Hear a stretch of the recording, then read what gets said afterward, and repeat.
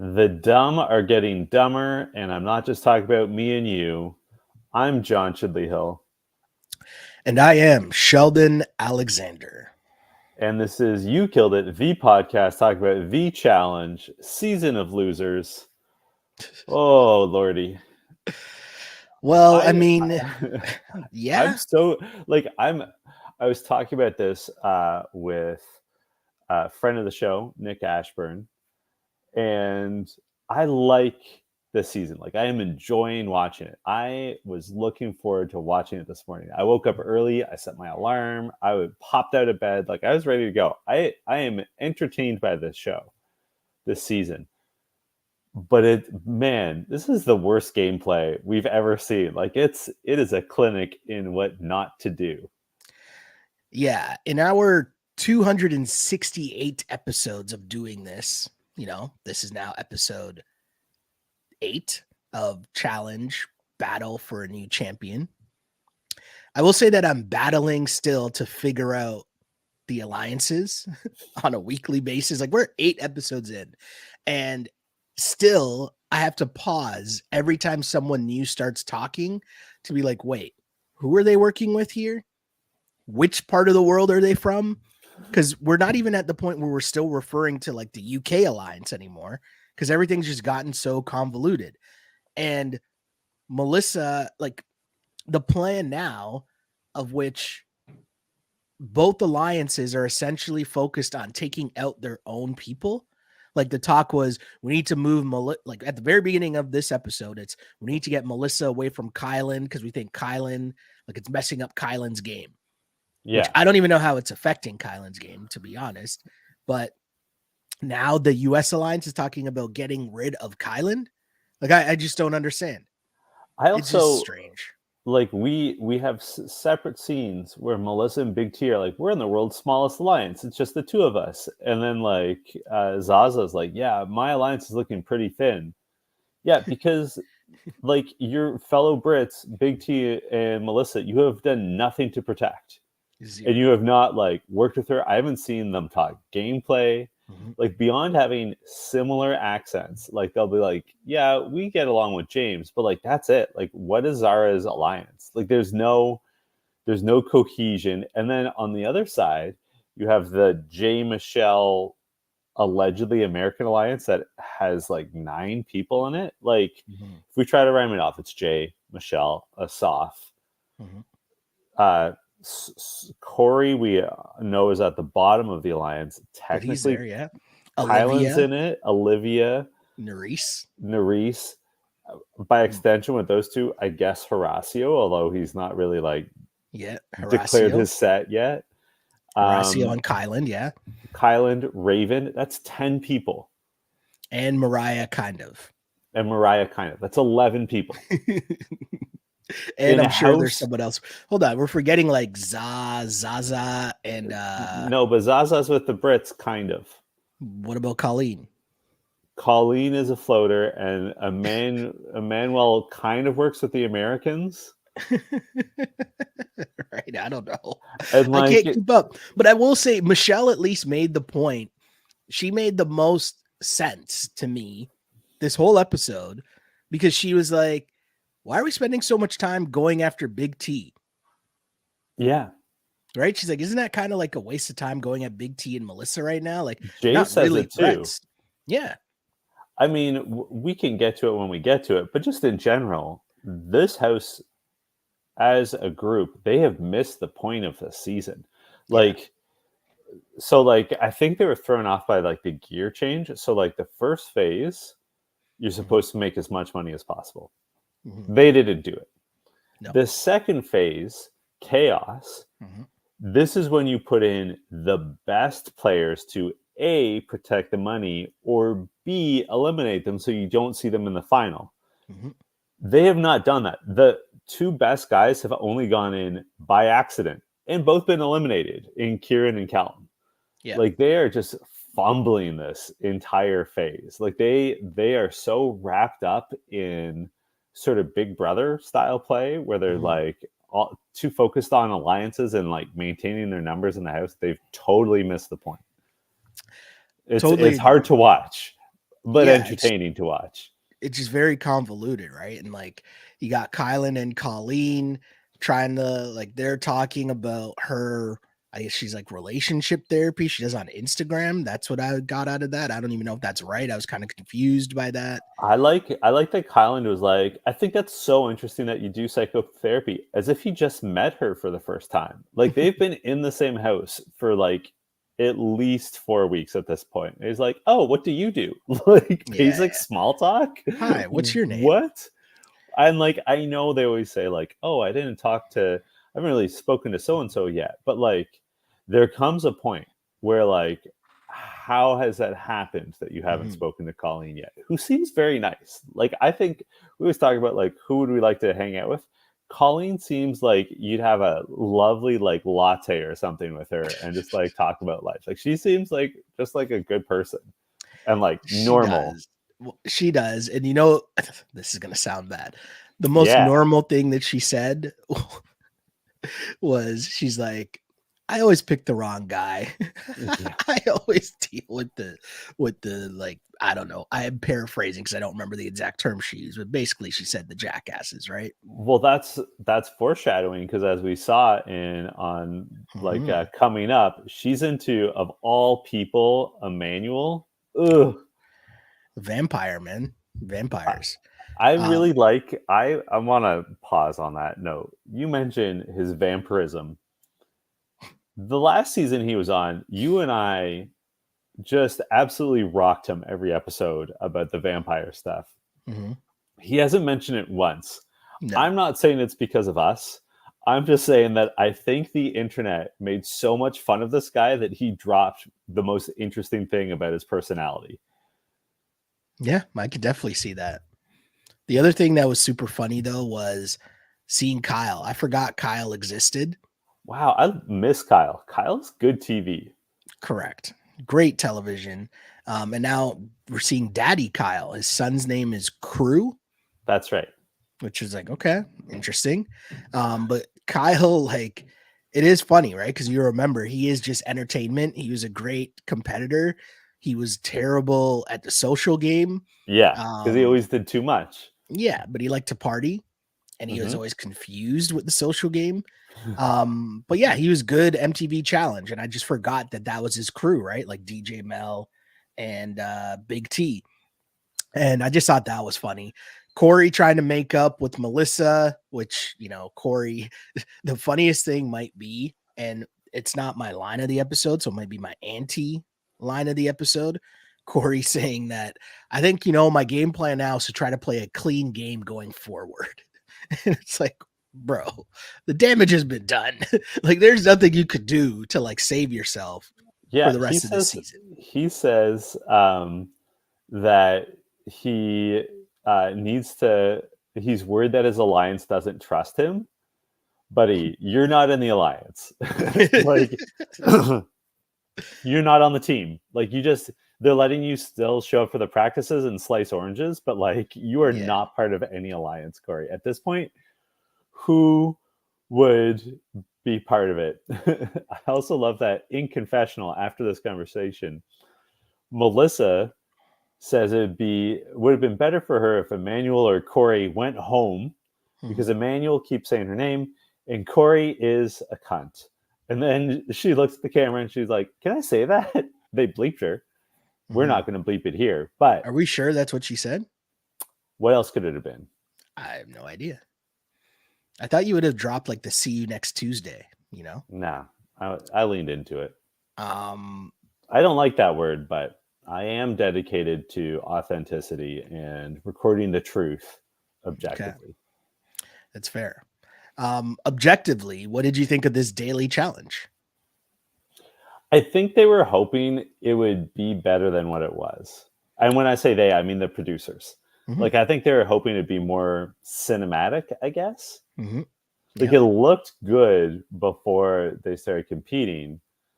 But I think in practice, it came down to basically two personalities and two differing strategies. And one was really bad and one was adequate. Jay loves to bring up CT. It's because it's the highlight. Like, when like when Jay dies, the first line of his obituary is going to say beat CT in one elimination. It's like, hey, did you know that Jay beat CT in an elimination? Did you know that? Did you know that? Did you see Well, that episode? Put another way, what could Jay brag about? It's fair. It's a very valid point. He's never made it far, right? He's never made it to a final. Nope. No. So yeah, no, that's fair. Totally fair. I mean, the flip side of that is if I beat CT in an elimination, I would tell people too. So Yeah, you know, like I get it. I get where he's coming from. Like it is noteworthy. Yeah, it is. It's just funny. But his whole breakdown of, well, this is like exactly when I beat CT because the key was getting the chain and how you put the chain together. And, you know, the chain is kind of like a necklace. Think about it. Is it hard to like untie a necklace versus a shoelace? And I'm like, I don't know what he's talking about. I did not understand what he was saying. I kind of did. No, but that's like, here's the thing. Yeah. There was more logic to what he was saying and what he and his team did than what Kyland did. Correct. But like that's damning with faint praise. Like I'm not saying he like crushed it. I'm just saying that like his logic was marginally stronger than Kyland's. Fair. Yeah. No, I'll give you that. I thought it was it was like basically you had two towers, you split into two teams, and you had to protect your house essentially. You had to spend a half hour building a barricade around your tower. And then at the end of the half hour, you switch and then try to get into the opposing team's tower and to the top of it. And first team to the top wins. And Jay put so much emphasis on the chain that basically they wasted the first couple minutes doing a tug of war trying to get the chain, which I think was a waste of time. Because I think even if you like, while I understand that it's more difficult to untie a chain, if you just use the rope and make better knots, it would take longer too, right? Yeah. Like, so that was the thing that I found that was just dumb, right? Because they're talking so much about the shoelace, and I get it that it's easier to untie a shoelace. But if you just do a different strategy in how you tie said shoelace, it's going to take longer. I think Michelle made a good point that part of Kyland's problem was like Kyland was saying like, oh, I'm often put in leadership roles. But then he didn't actually tell anyone really what he was doing or what they should be doing. Like he was so focused on his particular task. He wasn't like giving direction. And like, I think a key thing was Nerys said like, you know, we're also getting a ton of cinder blocks because they're tiring to move. And like, you have to move each one. And I think that like, if you end up with just the ropes, the thing that you do is you thread the rope through cinder blocks and then you tie it tight so it's like cinched up. Exactly. So that like, okay, yeah, you have to like it's easier to untie a rope, but then you have to like move the cinder block out of the way. And like if you have a stack of them, then it's and like you know, it's harder to move the rope because there's like 60 pounds attached to it or whatever. But Kyland just didn't communicate. And I almost think, again, an issue with both teams' strategy was that, like, I think they were thinking in terms of being one team. I think they should have been broken up. First of all, be like, all right, these people, you're in charge of getting these materials, prioritize this stuff, and then have different people assigned to making each door hard to get out of. Yeah. I also think, yeah. No, I totally agree with that. I think they just didn't understand the challenge. They haven't watched enough to see how this is done. But then on top of that, the other part of it to me is I think what they should have done, I think their biggest problem that they're having a lot is you have so many people who are just willing to like play the background. Yeah. So Kyland says he's going to be in charge. Okay, cool. I'm just going to make myself look busy. And then if we lose, well, it's not my fault because Kyland was in charge.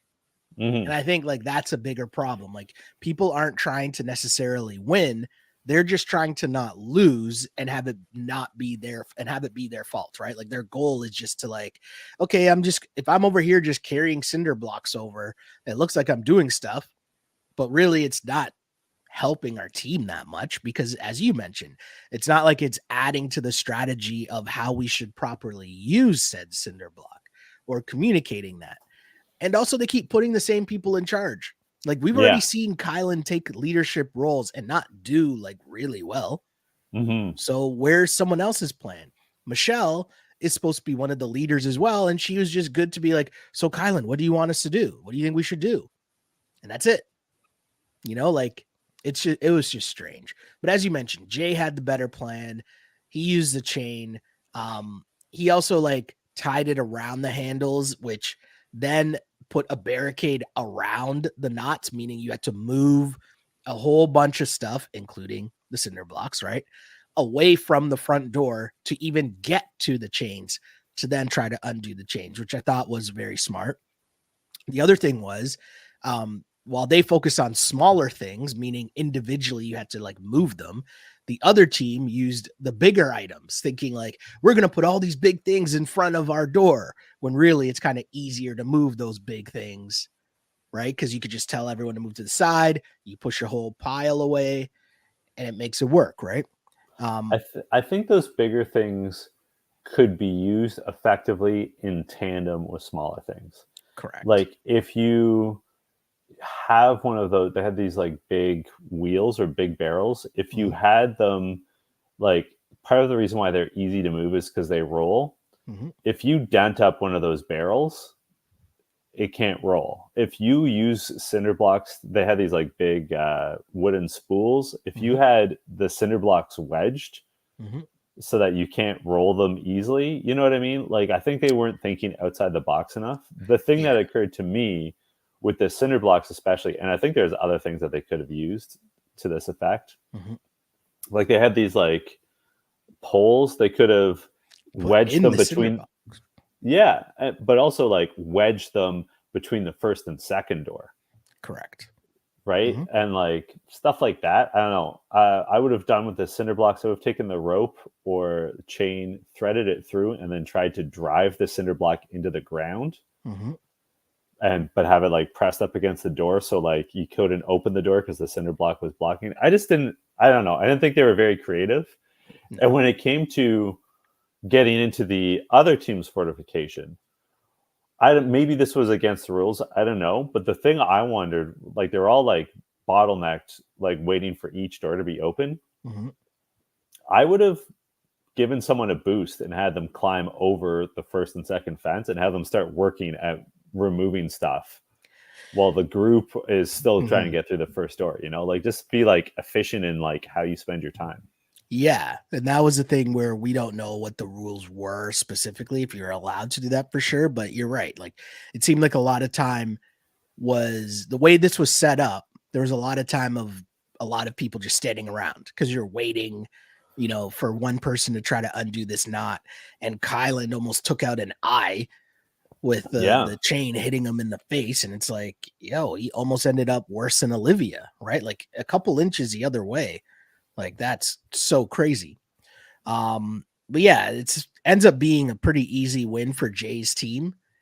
It didn't look, you know, like they struggled. They definitely had the better plan. It was easier for them to get through the barriers and get through the door.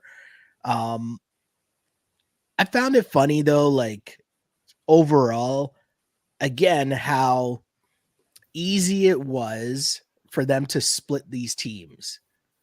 Because I would have thought at some point, right, you're going to look and you're going to realize like, hey, maybe me and Big T shouldn't be just standing beside each other anymore.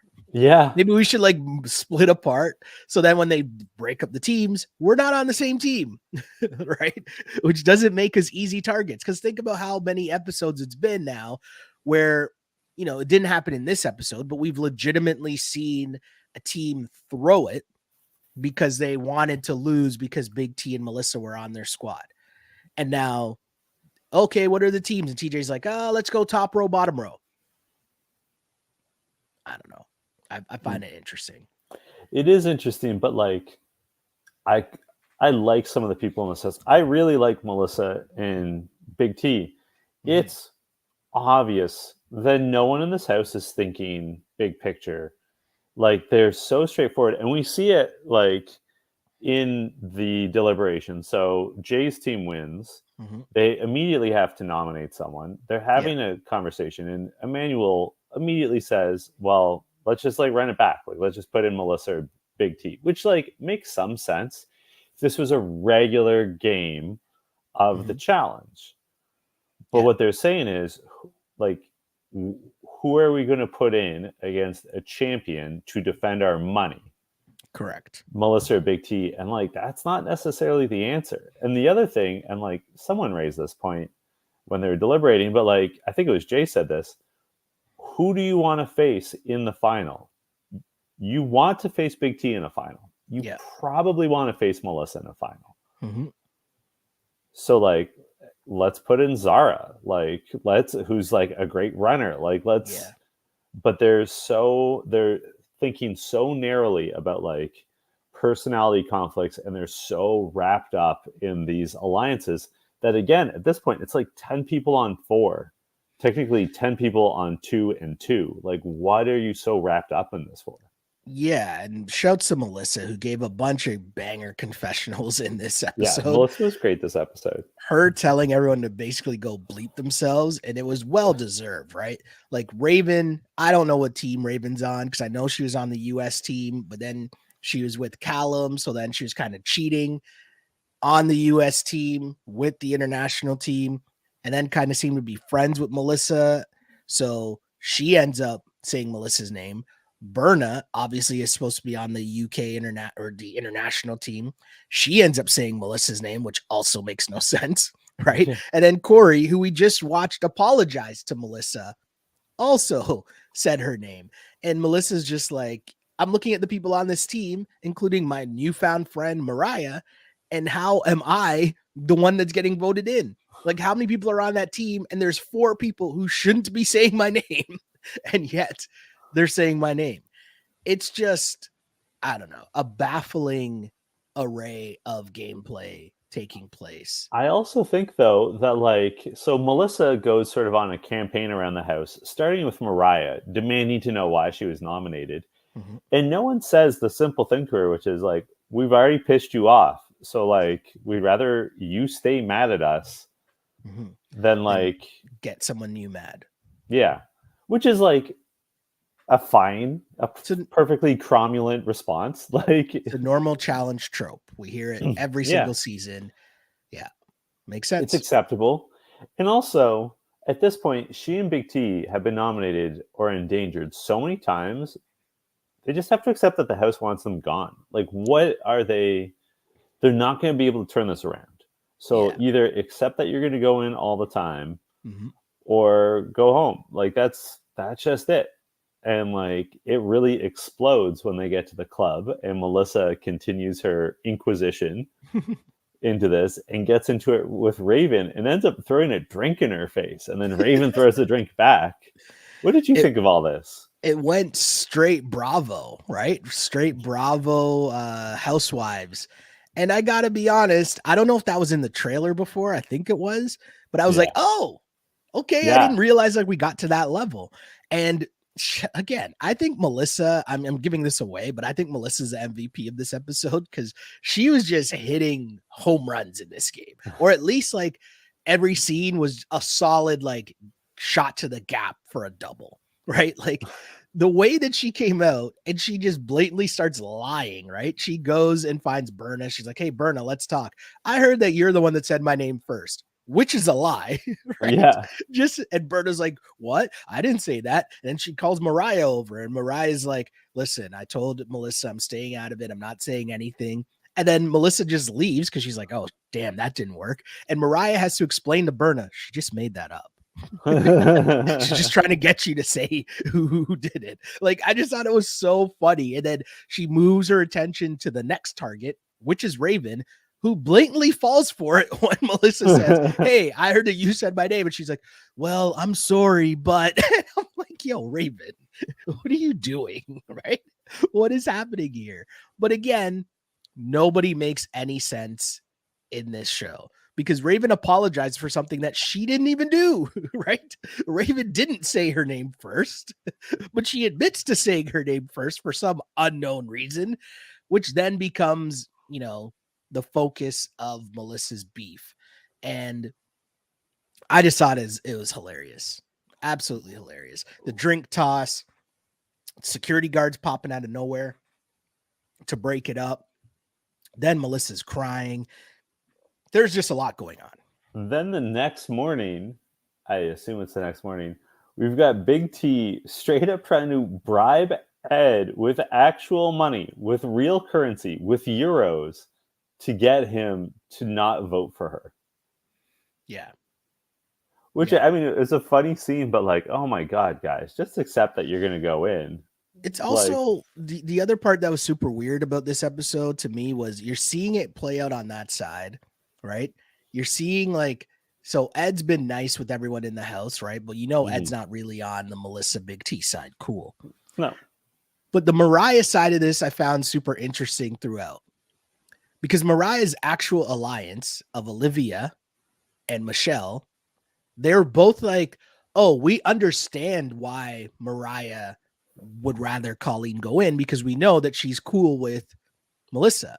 And it's like, hold on a second.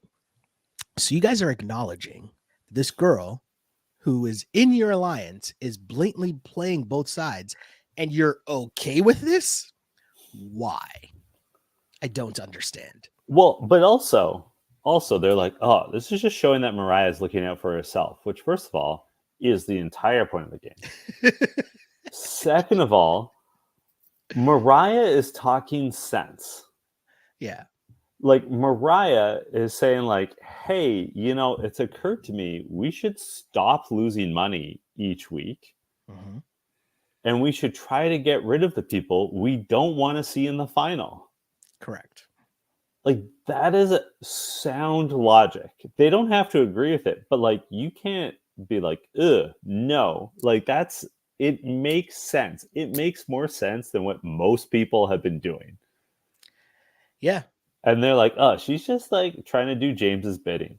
No, she is making perfectly logical sense. The only problem is, frankly, the person she should be trying to get rid of is Michelle, not Colleen. Like if that's the way you're thinking, yeah, Michelle. Like who in your mind is the number one woman? Michelle, Olivia? I'd say Michelle definitely. I think Olivia has taken a backseat, sort of. She's kind of like, there's bigger targets, so I'll let other people be bigger targets, even though she might be the better competitor. You know what I mean? Yeah. So I think that's interesting. I also just think Michelle's understanding of the game that, hey, Colleen's been voting with us and she's not really causing much trouble. So I don't know why, I understand she's probably more dangerous because I don't really know what she's thinking. Because I don't really know why she's voting with us because we haven't reached out to her to bring her in on our side, but she is. And that's kind of weird. Should we be okay with that? Michelle's correct to question that as opposed to knowing what the deal is with Mellissa and Big T. So yeah, I don't know. I find the whole thing just very, very strange. And the gameplay, the deliberation was a huge waste of time. Raven, I thought the Neresa's line saying that Melissa's just trying to make Raven look untrustworthy. And it's like, that's because Raven is untrustworthy. That's what we see this whole game. It's not a far walk to make Raven look bad. So Big T gets voted in unanimously. Yeah. My line of the episode is Ed saying that, sometimes you have to be very brave and go against the grain, but today is not that day. I vote for Big T. I thought that was pretty funny. But I just want to be super clear here, Sheldon. Yeah. The House unanimously votes in Big T. Mm-hmm. So the House has put in the two people in the smallest alliance. Correct. Arguably the least threatening women in a final. Arguably. Yeah. Right? And likely losing the House the most money. Correct. What are they doing? Where is the logic? I don't think they know. I don't think they have any idea. The other thing too is I feel like there should have been some acknowledgement that, okay, the last time there was a female elimination, they kind of got off easy with what was the girl's name? Kaz. Kaz, who came So in with big like, no, this will be fun energy. yeah, which that would tell me, hey, you know what? The next go around, we might be getting someone real in the elimination. Yeah. It might be like a down and dirty elimination here. And it's not like they're throwing in Big T because they think that she's good at eliminations, even though we've seen that she's all right. She can more than hold her own. You know what I mean? So you can't even give them credit because Big T does a solid job. It's like they're throwing in Big T because they think that she's a weak player. It's so strange to me. Also, like, I don't understand why they've been against Big T and Melissa all along. It seems like everyone likes Big T. Mhm. I think Melissa rubs some people the wrong way. Melissa But has a big energy. Like she commands a certain level of respect and mhm. attention when she like comes into a room, and a lot of people don't know how to handle that. But aside from that, like, I don't understand why these two have the target on them from the hop. True. Yeah. Like, it's just it's irrational. We get to the elimination, and as you indicated, it's Casey, Mhm. who I'm not the biggest Casey fan. I know you're not, but like our biggest complaints about her is that she's kind of boring. Like if she's on a season, it seems like she's going to bed at 10 o'clock every night, waking up at 7, training super hard, and being quiet and like Yeah. hanging out with Nani. Would I want to face her in an elimination? No.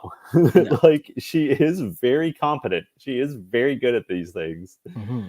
So like in a sort of like bite-size appearance, like not the person you want to face, especially when it's pole wrestle.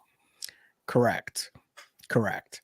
I didn't realize too that Casey's been on 5 seasons and made the finals in 4 and won twice.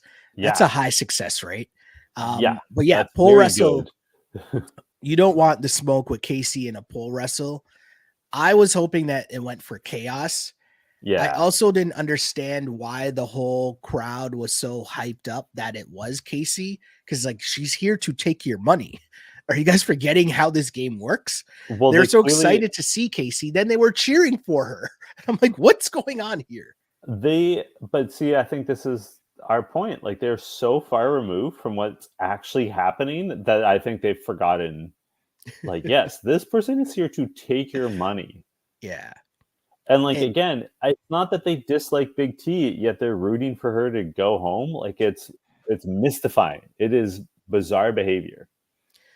very strange. Pole wrestle, we all know how that goes, right? First 2 out of 3 wins. And I think we all thought Casey was gonna win, but I thought Big T put up a good fight. And Casey talked about how like she didn't Big T's probably the person she wanted to go against the least, so that was kind of tough.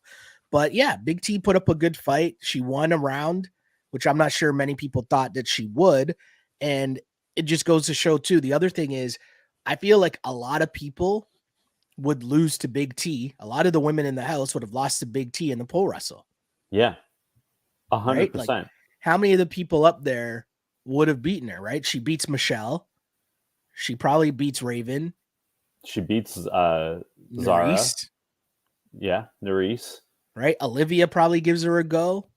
The one who's frankly the most dangerous is Melissa, who does jujitsu. Like this is like Yeah. Melissa is a good matchup in this. Like we've seen her do very well in this. So like this was sort of Melissa and Big T's strength would be a Yeah. pole wrestle.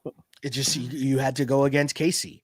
And because the whole thing too is if you've done it before or have watched how it's done, you know that yes, it's about strength, but it's more so about endurance and body positioning, Yeah. right? So yeah, Casey had that going for her. And then in the 3rd round, she just had more energy and just took it away from Big T fairly easily in that 3rd round.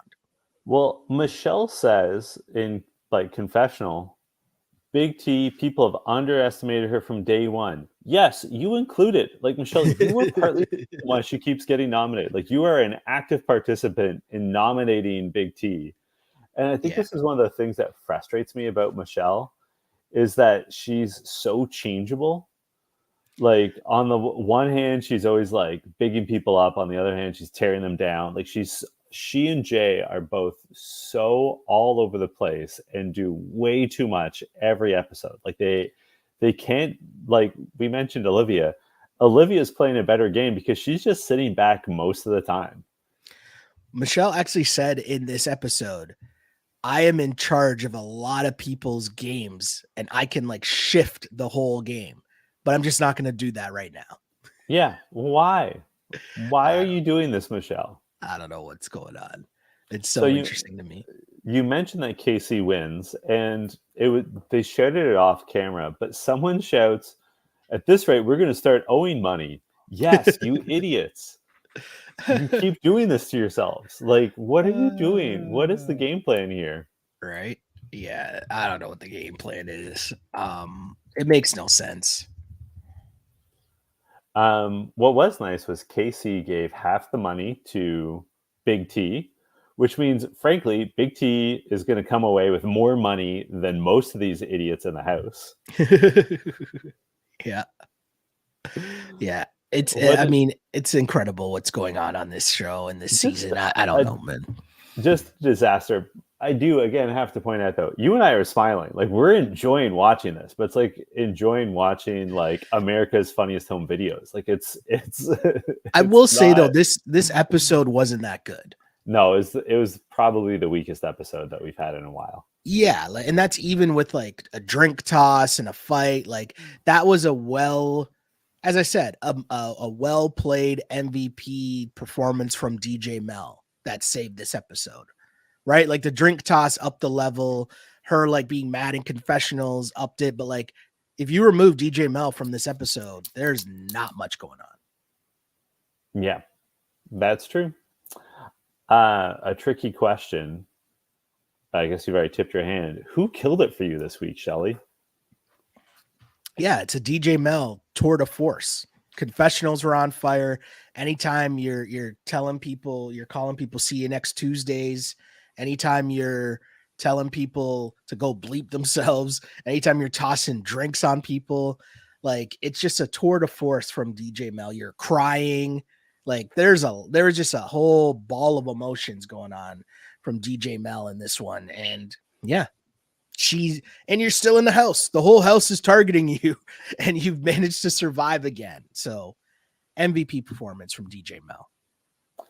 For me, I'm going with Casey, who maintained her friendship with Big T and made a little extra money, a little spending change, and got a free trip. So, wins across the board, and her reputation is preserved.